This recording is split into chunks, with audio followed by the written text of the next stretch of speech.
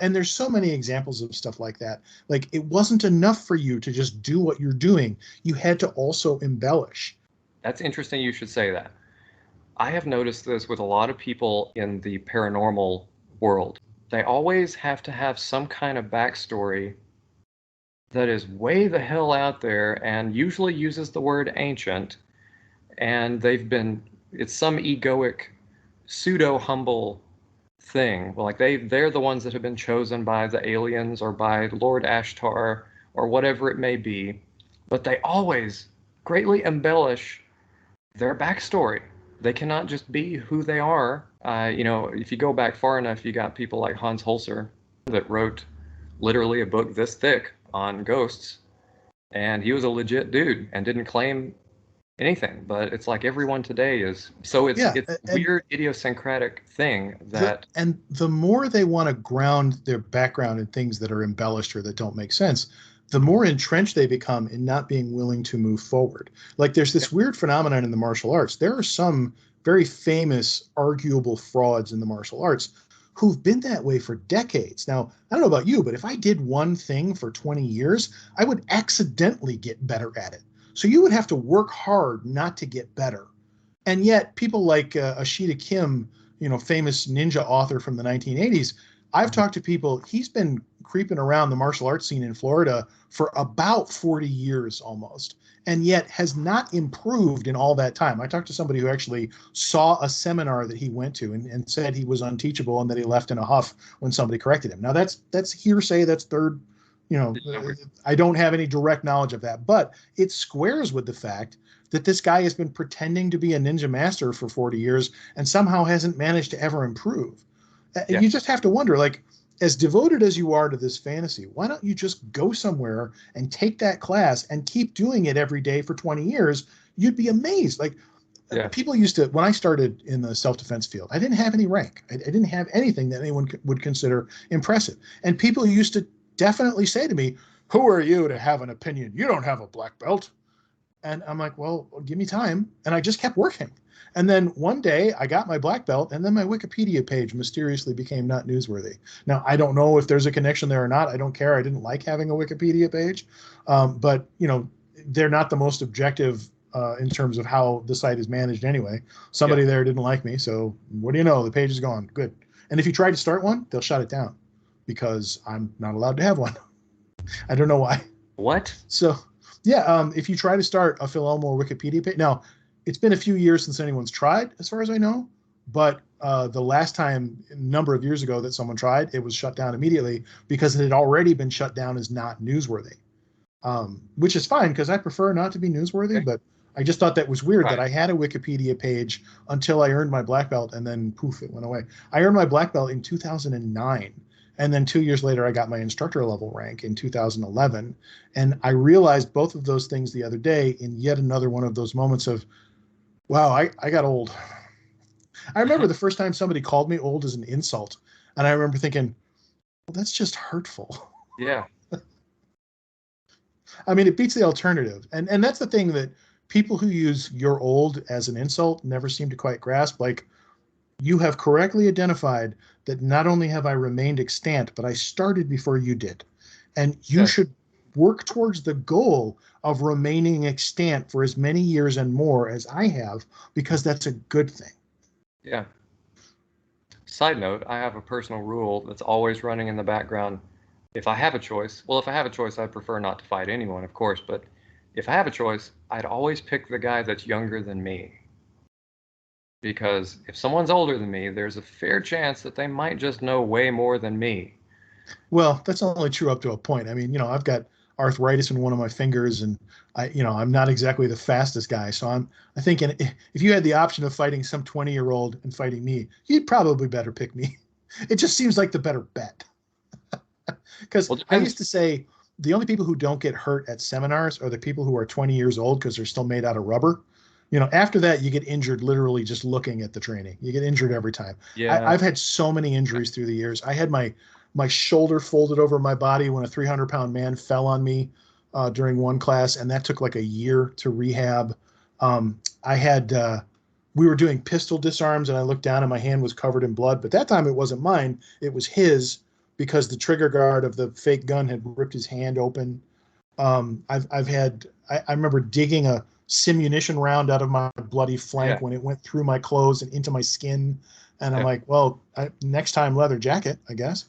I've had minor injuries galore. Fortunately, somehow I've never managed to break a toe, which is very common in martial arts. And I've never dislocated anything. But I mean, I've taken Eskrima to the eyeballs before. I even have somewhere I have that on video.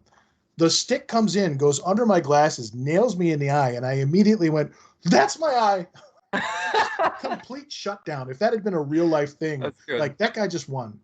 It was awful. Yeah.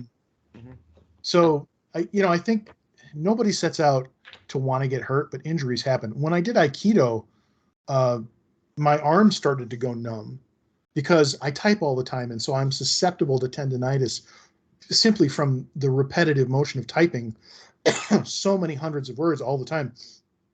I type well over 100 words a minute. I type all day. It's what I do. So I went to my doctor. I'm like, my arms have been going numb. And he's like, well, what have you been doing? And I said, well, I've been going to this Aikido class where, this little Vietnamese dude named Kong twisted my wrists backwards. And he looked at me. And if he could have said out loud, are you dumb? He would have. Because that's what the expression on his face said. Have you not put this together? He said, stop doing that class. Yeah. So, you reach a point where you're no longer as resilient as you once were. And to pursue any kind of martial arts training means getting hurt. Yeah. It's one of the reasons that Brazilian Jiu-Jitsu is so very difficult for mere mortals, because the older you get, the more likely you are to sustain a very serious injury. Aikido is the same way. I don't know anyone who's done Aikido for years whose wrists aren't completely screwed up. Yep. Which Kong? That's like an ironic name, like the bouncer named Tiny? No, his name was actually Kong. Oh, okay. It was like, Cuong or something like that. Okay. It was little Vietnamese guy. He was one of the instructors. And he's like, okay, grab my wrists. I'm like, okay. No, grab them harder. I'm like, I don't want to because you're going to hurt me. And I think he thought I was trying to take it easy on him because I was much, much bigger than him. He looked at me and he said, if I want my wrist back, I take them back. Whoosh. It was very painful. Okay. Oh, we've only done one page. So I'm trying to do what this next question is actually about. Well, we can do a lightning round and I'll just fire off answers if you want. Hey, let's break for a minute and do a lightning round. I was going to save this for last, but favorites. What's your favorite coffee? Because I know you live on it. Well, we used to call Maxwell House the Maxwell House Prison Blend, but I've come to the point where I actually prefer Maxwell House. I used to work in an office where they're like, oh, we only buy the Maxwell House Prison Blend. But I'm very fond of Tim Hortons. Really? Some Canadian? Okay. Cool. What's your favorite pen or writing utensil? My favorite writing utensil is, let me see if the name is written on here. This is the Pentel Energel. And I have several of these, and I'm quite fond of how they write. Really? I don't know anyone except you that likes gel pens. I like a nice thick black line when I write. Okay, very authoritative, very rewarding to see. I don't know. What's your favorite folding knife at present? I know that's going to be a hard one. There's different answers depending on the application. The Spyderco Endura and Delica are like the Glock of the knife world, and I always have those and the trainer versions of those kicking around. I have a special place in my heart for the Boker reality-based blade, even though it has some features that are a little silly, like the little depth gauge, inscribed on the blade, because I think as tactical knives go, it actually has some great features. And then the waved bird version of the Spyderco Endura is also a great knife, just as a general folding knife. I own toolboxes and toolboxes full of knives, so to pick a favorite is like, it's like Sophie's Choice. How do I pick a favorite among my children? But, yes. Okay. Favorite small fixed blade? Well, my favorite small fixed blade is basically the Victorinox fruit knife because I own so many of them and have sold so many of them through my Etsy store. So, Yes. that's just, it's been a constant in my life for years now. All right, so excellent segue. Let's go back to some real questions. You are the shop owner over at Engines of Mayhem, which I received some of the first sheaths, I'm proud to say, that you ever made. And each series has gotten better and better. And when we do this for real, I'll kind of hold them up and show your progression because why, I don't know, but I think this is for real. I mean, as long as the recording is takes, this good? there's no Okay. reason you can't use this. All right. I like it. I'll have to cut that out. But No, leave that in. It's authenticity. it's authenticity. It's Yeah. organic. Yes. What advice do you have for Etsy store owners that are making physical objects from scratch? And would you even advise that someone undertake that in today's market? Well, if you're making something that doesn't have any political attachments to it, then yes, start an Etsy store. There's many times I wish I sold stuff like soap and not things that have blades attached to them because you have to jump through so many hoops to make sure that what you're selling is not a weapon. Unfortunately, what I'm selling are utility tools, and very much so. So, the idea, the bliss that would be selling anything that doesn't have political associations. I've done a lot of internet marketing for self-defense and survival gear and tools and programs, and it's the same thing. The email serving people, the services, they all hate you. The chances of you getting censored at any given moment are high. You can't do Facebook ads because Facebook hates you. Anytime you're advertising anything that isn't a freaking necklace or music box, like it would just be so nice to work in an industry where there were no negative associations with the merchandise based on which side of the political aisle you're on or what you're feeling about self-defense weapons is. So yeah, I've had good experience with my Etsy store, and because I only sell utility stuff, it's been fine. But if you're one of those people who manufactures like tactical stuff and you're like, I should start an Etsy store, no, you shouldn't. Okay. So I would happily recommend it to anyone who's selling things that are utility or anything else in nature. Okay. Fair enough. Tips for you've been fairly successful, and in my opinion, you have the best price point for quality. That with all and it's a fad. It's still a fad. There's a lot of people doing it, but I think you have the best quality for the price. So, do you have any tips for success in having such a shop? It helps if you can piggyback on a successful fad. Like if not for the fact that Ed's Manifesto made fruit knives popular, and if Ed Calderon hadn't done that, or if Matt Studebaker over at Zulu Bravo Kydex hadn't innovated the first fruit knife sheaths, my work is not as good as his. But because my work is cheaper and readily available through the store, there's still a niche for me. I've always been very careful to give credit where credit is due because these were not my ideas. I just saw other people doing stuff that was similar and did my own version of it. So if you can piggyback on a fad, that means there's a built-in market for your product. That's great for you. You want your inventory to be consistently available. You want to cut your prices as low as you can possibly get them and still make a profit. And here's the hard part, you want to consistently deliver quickly.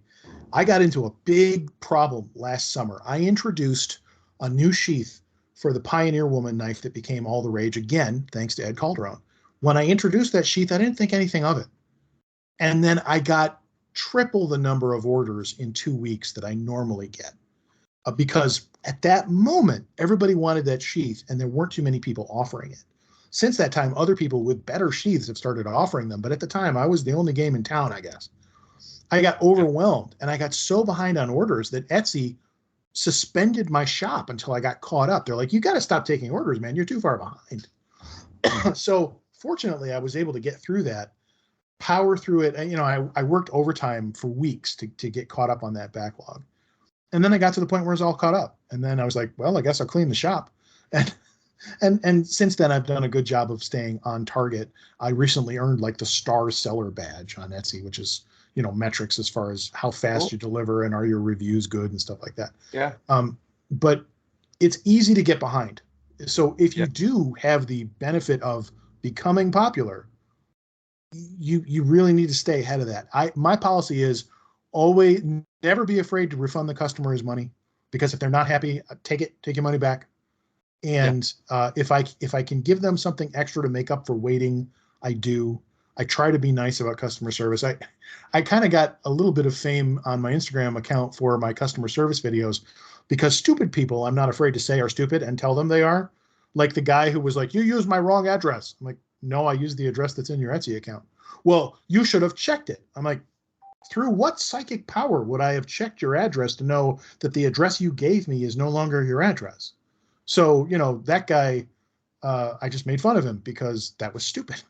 And so one guy was like, "Well, I don't want to trigger a customer service video, but I need XYZ." I'm like, "No, no, no, no. I don't want you to be afraid to come to me with legitimate customer service questions. I'm not trying to scare people off." Yeah. So there's a fine line between being approachable and being, fair to people, and also being willing to call out dumb stuff. Because I've had other makers come to me and go, "It's really nice to see you calling out stupid people for being stupid, but I can't do that because I'll end up making somebody mad."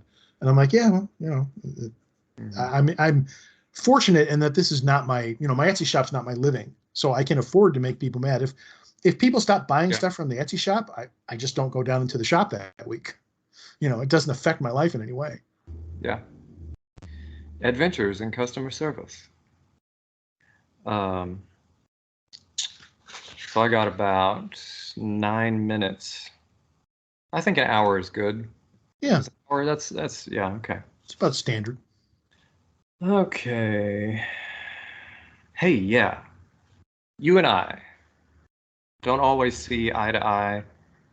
You would say politically or religiously, and particularly about other people's religion on occasion.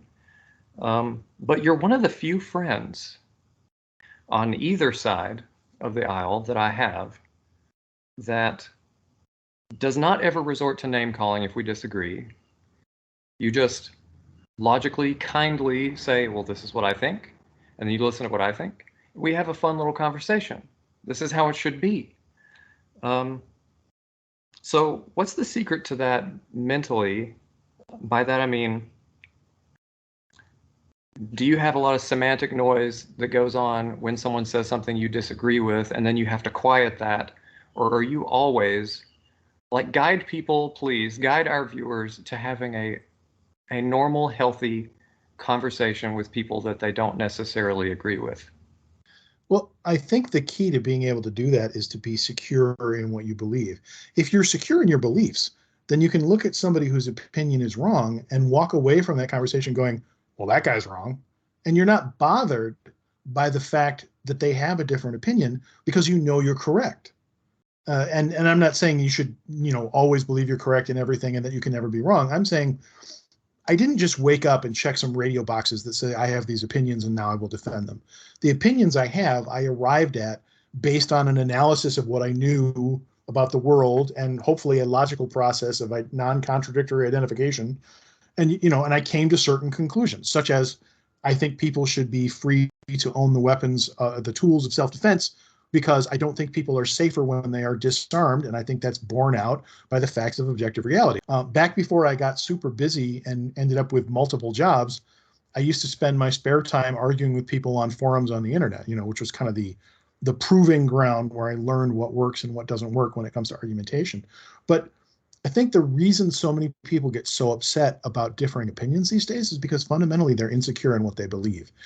A different opinion challenges their not just their beliefs, but their sense of self. Their very identities are often wrapped up in these opinions that they've selected, often because they're the pop culture defaults. If you've never thought it through, then you don't know why you feel threatened when someone else challenges it. You just know you're very, very angry to be told that you're wrong. And if you don't have the tools to argue it, then yes, you will end up very, very upset. I have lost friends over the fact that, as one of them put it, "There's just no arguing with you, Phil." It wasn't that I wasn't willing to entertain the discussion. It was that he didn't have the tools to prove that he was right and I was wrong. And it's not, a lot of these things are subjective. There is no right or wrong. There are certain things that you can argue and make a case for, but nobody's going to be able to tell you what the answer is. So we never really know, okay, who quote unquote won that argument. Right. And if you can keep that in perspective, it's never going to upset you. But if you're one of those people who gets threatened when someone else offers a differing opinion, and your first impulse is to silence them and censor them so that you don't have to be confronted with the cognitive dissonance that is this other opinion in your face, well, then you're not going to be good at having those conversations or having those discussions, and you're going to get upset. So I think our society suffers from a real lack of security in one's beliefs because so many people don't take the time to think through their belief systems. And it's, you have a belief system, whether you've thought it through or not. And if you've never taken the time to examine why you believe what you believe, then you're at a disadvantage. Yeah. Okay. Well said. And I think that's one of the main issues, and this goes back to the quote that I opened this with, and this is why I chose it. One of the main issues with our country right now is, well, I think it's rarely that the majority of Americans really have innate differences in opinion about, at least about some things. It's more that people have kind of been programmed to think that, well, that entire group of people over there, they're so much more different than I am. And so then we treat them like that. And then lo and behold, there is conflict. And I think just respect and just maybe not like with your friend, perhaps not what you're saying, but just how you say it and present it. Just simple respect goes a long way. It's a verb also, in addition to being a noun. If left-wingers had to spend as much time immersed in right-wing culture as happens in the reverse, I think both sides will understand each other a lot better. I think it was Matt Damon got himself into some trouble not that long ago because he was filming some movie or documentary or something where he actually had to immerse himself in right-wing culture. And he had the gall to say, well, maybe these people aren't all bad, because once he actually got to know what they thought and felt, they weren't cartoons.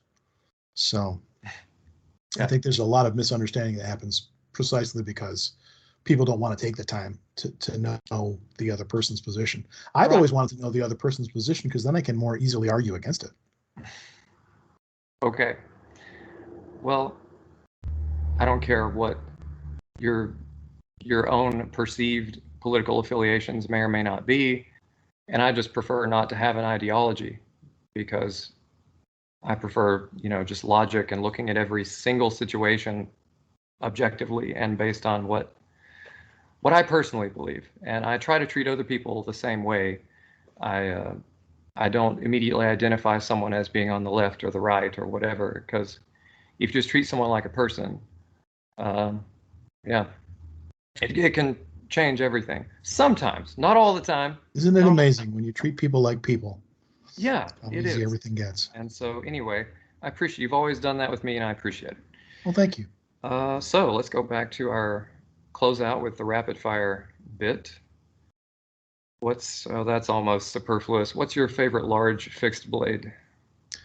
Well, the cold steel Kobun has always been, I don't know, does that qualify as large? It's kind of I wouldn't call that large. Medium. It's bigger than a pocket knife. Yeah. I mean, I really like Japanese style short blades. So like the Columbia River Knife and Tool series that they did that were basically just various sizes of large Japanese blades I really liked, and I'm fond of those. Okay. Favorite music to listen to while working, or do you? I don't listen to music when I'm working. I either listen to talk shows, or if I have to concentrate, I listen to nothing. Okay.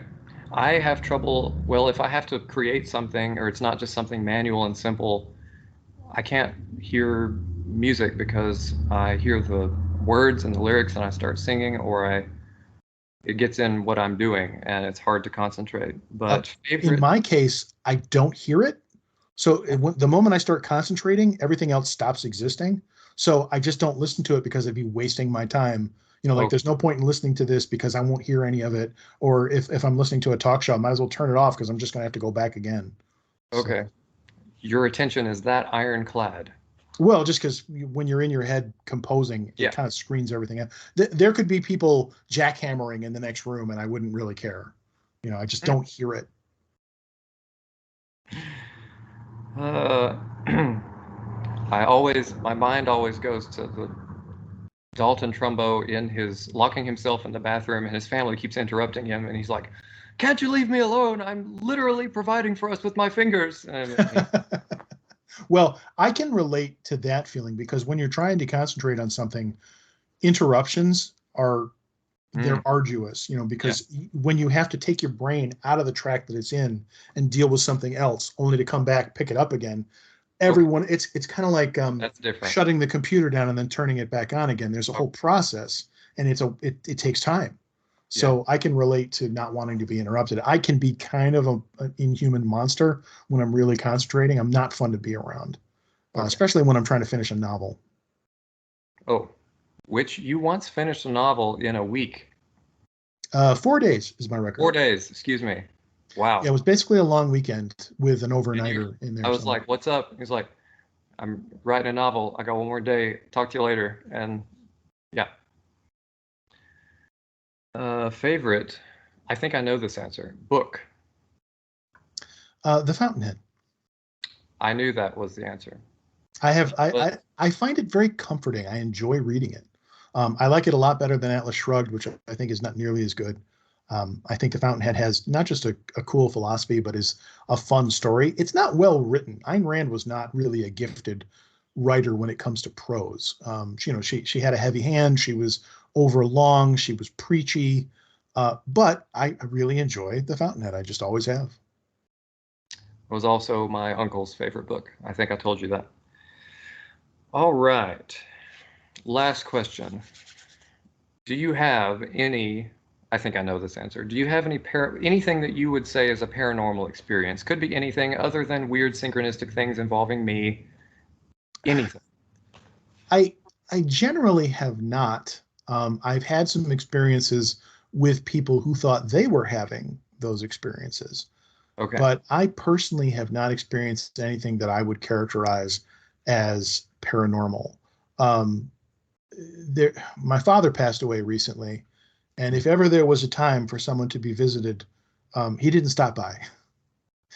They shipped his ashes to me, and he hung out in my basement for 8 months until we finally interred his ashes in a memorial garden at a church that he used to go to. But I wondered about that. I'm like, is Dad going to stop by? And apparently not. Well, don't know. Maybe. Well, as I told my mother, I figure wherever he was headed, he's already there. Okay. It's, well, now he's got all the time in the world, so Well, don't it's count it funny. out. My career has been inalterably affected by my father.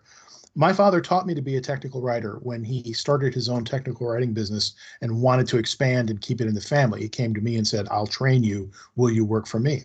Then I ended up getting other technical writing jobs. Well, years later, he had stopped running his own business and had gone to work at a company and then decided to retire and travel the country. And traveling the country ended up looking a lot like moving to Alabama and staying there. But he said it took him 10 minutes to get his concealed carry license, and I'm like, he's not coming back. Like you drive over the border and there's a guy with a box of guns, like, here's your gun. They give What? you free Take the gun. gun. I have a quota, sir. Take it. Yes, So, but exactly. anyway, when he retired, I applied for his job because I was unemployed at the time, and I got it. And so I have now I have the distinction of having worked as a second generation writer at a company where neither one of us had any kind of ownership stake, which is really unusual.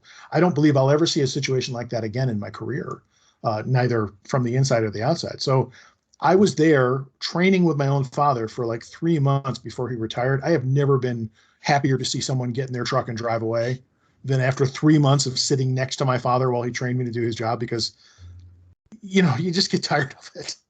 Well, It's yeah. hard enough to work for a family, but when they're training you to do this job. Yeah. So he retired and I worked his job, and there was this weird legacy. So he was there to train me initially, and then I was there when he retired. There's this weird full circle. So I owe my career basically to his influence. Huh. Cool. Okay. Is there anything you'd like to add? Any tidbit of wisdom for the audience? I think a lot of people, and if you'll allow, since this interview is basically about me, a lot of people take me more seriously than I take me. And if I was able to leave anyone with any kind of message, it's that please stop. Like, it's not really worth it. Because there's people who don't know anything about me, and I find people talking about me all the time because of street sword or something else. And I'm like, please, I don't take me seriously. I wish you wouldn't. So. Okay. Well, all right. I will post links as well as Phil's email and whatever contact you prefer for writing work. Not that you need any more work at all. Not at this time. Yes, but if anyone needs a semi-disposable knife or sheath, or if anyone needs a whole novel written in 4 days, then you can contact Phil. And Phil, thank you for being with us today and sharing. Thank you. All right. Talk to you later. Bye. Bye.